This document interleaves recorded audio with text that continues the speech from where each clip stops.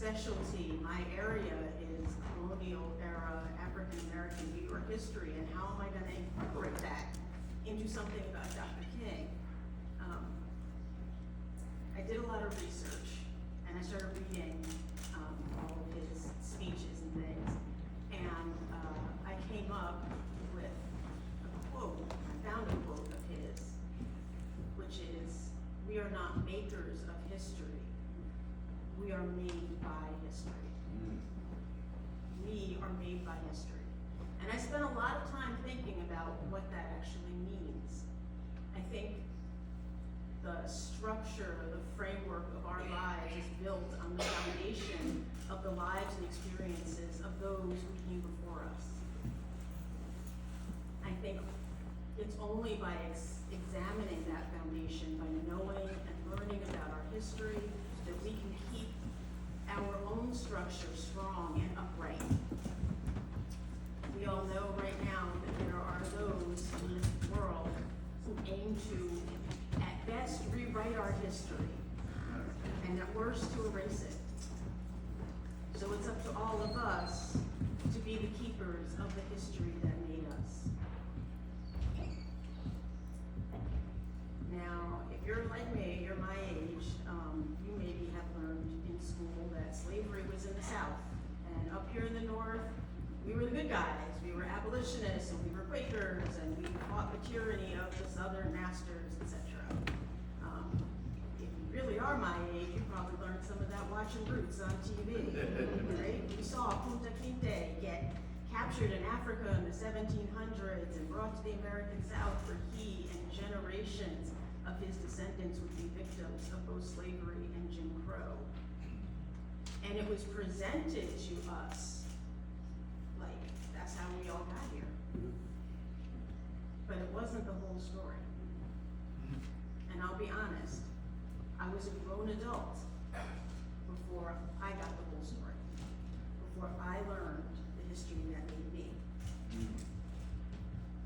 In the past few years, the year 1619 has become part of our American cultural consciousness due to the seminal work of Nicole Hannah Jones in the 1619 project.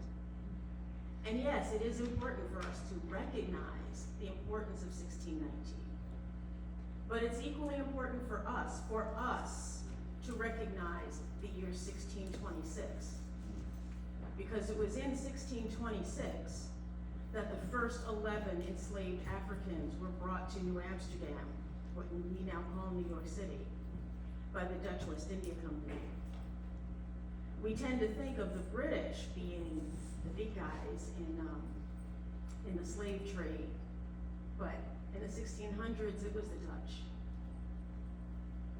They, by that time, by the early 1600s, the Dutch already had ports on the western coast of Africa, where they purchased large numbers of people and put them to work on their plantations in Curacao and Aruba and Guyana and Brazil and South America.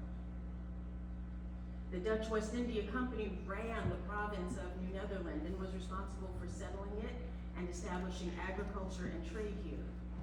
They brought the first settlers here in 1624.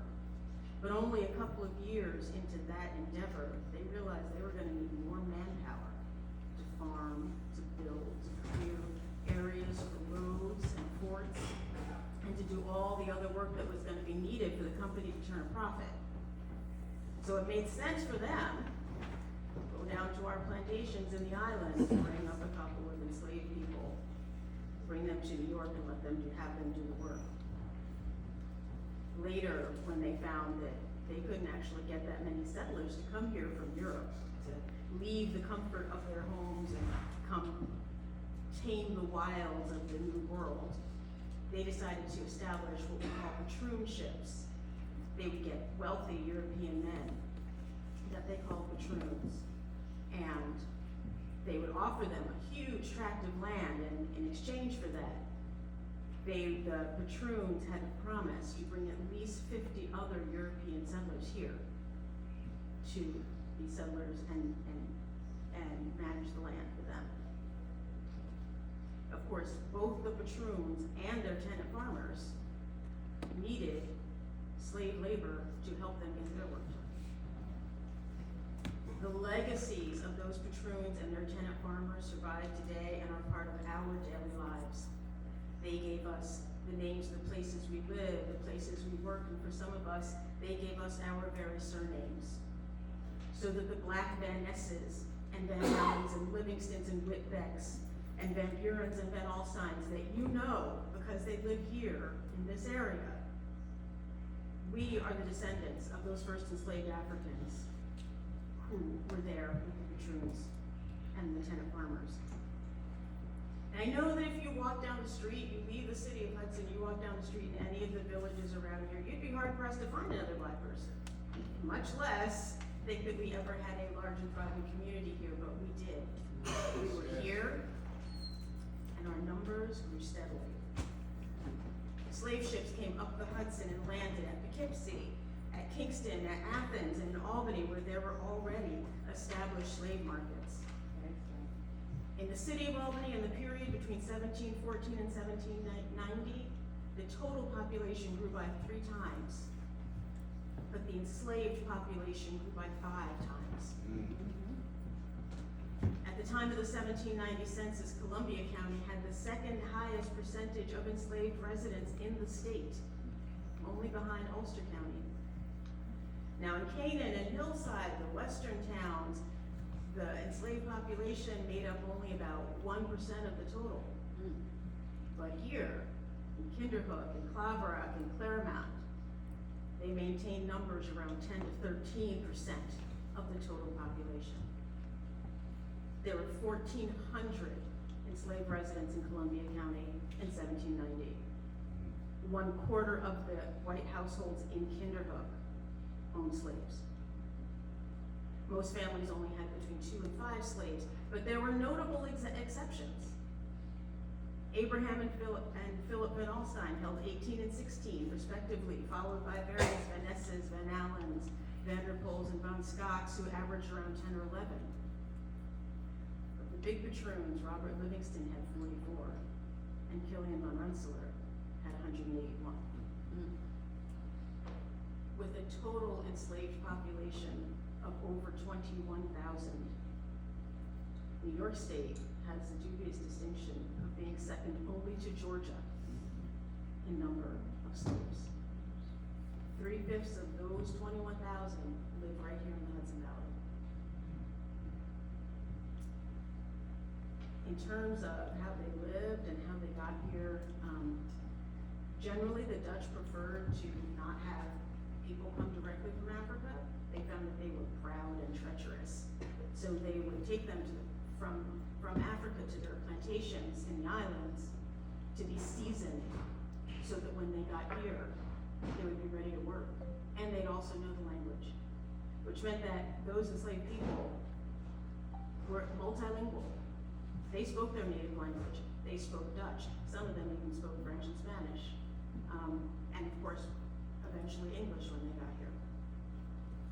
Once they arrived in New Netherland, their lives were different from what we might imagine based on what we know about slavery in the South. Due to our northern climate and the small number of slaves in a household, you wouldn't find that typical row of slave cabins out in the back field. The enslaved in this area lived right in the house with the families that they served in the attic or in the cellar. Their lives were entwined with the people that they worked for day and night. Even the children had a unique experience. There was a common practice of giving a young child a slave of their own. So around the age of 3 or 4, a black toddler of the same gender as the young person in the white family would be presented to the son or daughter of the family. And they would essentially grow up together. Though they might not have educated them in reading and writing, the Dutch at least did impart their religion. The Dutch Reformed Church in Kinderhook had a pew set aside for the Africans in their midst. Peter Stuyvesant's wife made sure that all of the babies of their slaves were baptized in the church.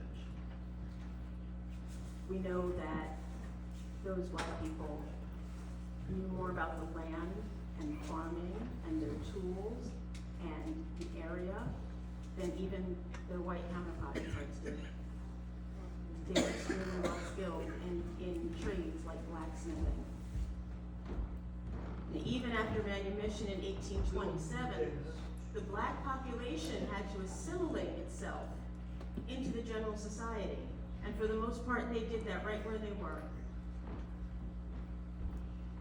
Most families that lived in the rural areas stayed there. And just as before, their communities were centered and concentrated in the northern and western parts of the county. By the end of the 19th century, the population, fully half the population of Chatham Center was black. They worked in jobs that were for the most part similar to what they had always been doing. The men were primarily farm laborers, and the women did domestic work like laundry and cooking and childcare. And many worked for the same families to which they had formerly been enslaved.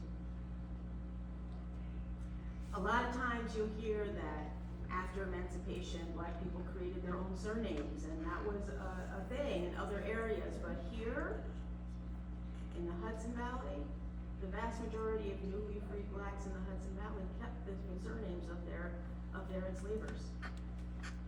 Which why my own ancestors are Van Nesses and Van Allens and Whitbecks and others. Before the Great Migration, few outsiders ever came here, the one exception being in the 1880s when the brick factories opened along the river, and they brought some other people up to work there. For the remainder of the 19th and the 20th century, Columbia County's black families lived and formed a thriving social environment. Men and women alike became business people and landowners. My own ancestor, Anthony Harder, owned a 125-acre farm in Stuyvesant. Sarah Jackson established generational wealth by owning her own home in Stuyvesant and then passing it on to her granddaughter in her will. There are people alive today who still remember when the two houses at the end of William Street and Kinderhook were owned by Agnes Van Ness and her cousins Susie and Emma Post. Oscar Jimson, who is related to my cousin here, owned the laboratory that serviced Model Ts and Model As. Although many of the blacks who had been raised in the Dutch Reformed Church stayed there, in Chatham, Hudson, and Kinderhook, local blacks founded AME churches. Peter Gergen and Ephraim Jimson founded the Bethel AME Church in Kinderhook in 1855, and as soon as they raised enough money from the community to build a building, they built it on property that they bought from Sarah and Van Ness, who was another black resident. Throughout the county, with the exception of the city of Hudson, most schools were integrated by the mid-1800s. We know that Edward Collier tells us in his History of Kinderhook that the local schoolhouse was enlarged to accommodate the black children. And the notes from the school district meeting say, quote, "We have rejoiced to be able to glean from the minutes of the school clerk that much interest was taken in the education of the colored children."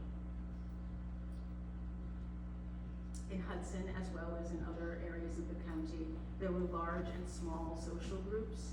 There were Elks, there were Masons, there were other groups. It wasn't until the early 20th century that residents really started to leave the rural area as agriculture became harder to earn a living at, and they went to Albany or they came to Hudson and they became part of the larger African American communities that were there.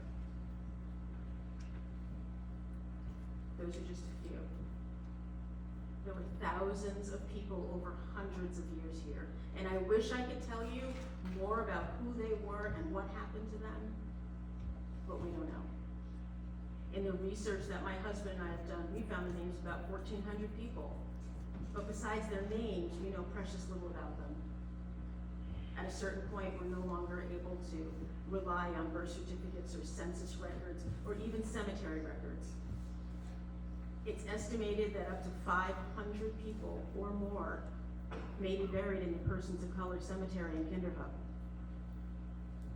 We know the names of about 15 of them. That's it. There are a few buried in Galatia and Prospect Hill, and others in Chatham, and here and there around the county. But so many of our people, so much of our history lies in unmarked graves on the property of people who once owned them or who they once served in slavery or in freedom. Their stories are lost to us, but their lives and their history, that's what made us. It's my mission, and I would like to say, it is all of our duty to be the keepers and protectors of that history.